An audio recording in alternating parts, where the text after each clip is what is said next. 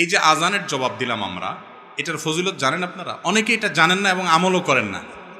অনেকের কাছে বিষয়টা নতুন। সেটা হলো, মুয়াজ্জিন যখন আজান দেয়, মুয়াজ্জিন যা বলে, নবী করিম সাল্লাল্লাহু আলাইহি সাল্লাম সহিহ মুসলিম হাদিসে আসছে, তিনি আমাদেরকে নির্দেশ করেছেন যে যেন আমরা কুলু মিসলা মা ইয়াকুলুল মুয়াজ্জিন, মুয়াজ্জিন যা বলে আমরা যেন সেটা বলি। এটা হলো আজানের জবাব।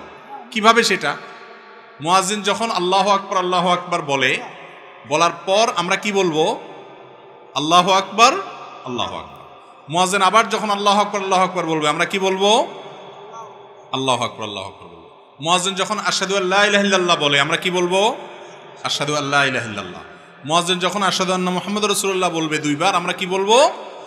প্রত্যেকবার বলার পরে আমরা আশহাদু আন্না মুহাম্মাদুর রাসূলুল্লাহ বলবো। আশহাদু আন্না মুহাম্মাদুর রাসূলুল্লাহ, আশহাদু আন্না মুহাম্মাদুর রাসূলুল্লাহ বলবো।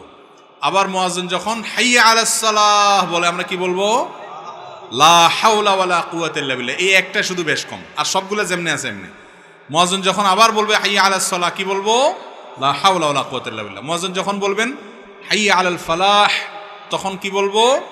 লা হাওলা ওয়ালা কুওয়াতা ইল্লা বিল্লাহ। আবার মুয়াজ্জিন যখন হাইয়া আলাল ফালাহ বলবে, একইভাবে লা হাওলা ওয়ালা কুওয়াতা ইল্লা বিল্লাহ বলবো। মুয়াজ্জিন যখন আল্লাহু আকবার বলবে, আমরা আল্লাহু আকবার বলবো। যখন লা ইলাহা ইল্লাল্লাহ বলে, আমরা কি বলবো? লা ইলাহা ইল্লাল্লাহ। এই যে মুয়াজ্জিন যা যা বলছেন সাথে সাথে তা বলছেন, শুধু হাইয়া আলাস সালাহ, হাইয়া আল ফালাহ সময় লা হাওলা ওয়ালা কুওয়াতা ইল্লা বিল্লাহ পড়ছেন। এটার লাভ কি জানেন? সুবহানাল্লাহ, অফুরন্ত লাভ। এটার লাভ হলো যে মুয়াজ্জিন সাহেবদেরকে আমরা সমাজে মূল্য দেই না, মর্যাদা দেই না। তাদের মর্যাদা জানেন? বিশেষ করে যদি কেউ আল্লাহকে খুশি করার জন্য মুয়াজ্জিনি করে, এটা এত বড় একটা ইবাদত। কোন কোন ক্ষেত্রে ইমামত্ব রাসূল আকরাম সাল্লাল্লাহু আলাইহি ওয়াসাল্লাম করেছেন, ওটার উপরে কিছু নাই।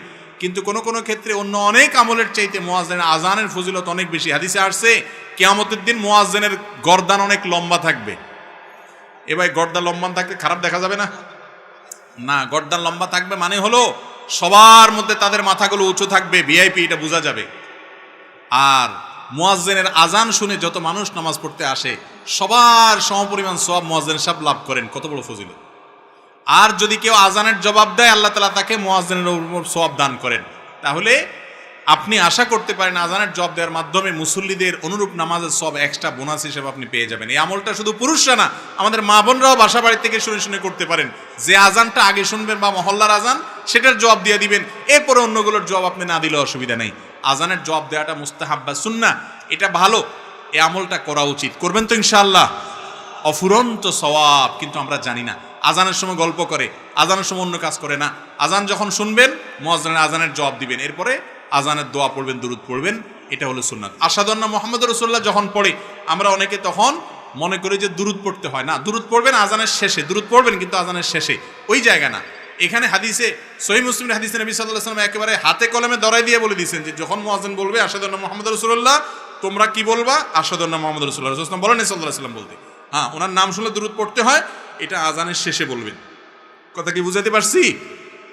অনেকে আশহাদু আন্না মুহাম্মাদুর রাসূলুল্লাহ বললে হাতে চুমো দিয়ে, আঙ্গুলে চুমো দিয়ে সেটা চোখে লাগায়, বলে এতে চোখের উপকার হয়।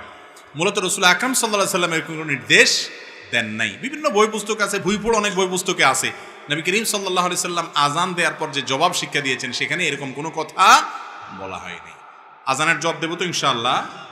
আরেকটা নতুন আমলের কথা জেনে ফেললেন মাঝখান দিয়ে, আলহামদুলিল্লাহ। নতুন একটা ক্লিপ হয়ে গেল বা বিষয় হয়ে গেল।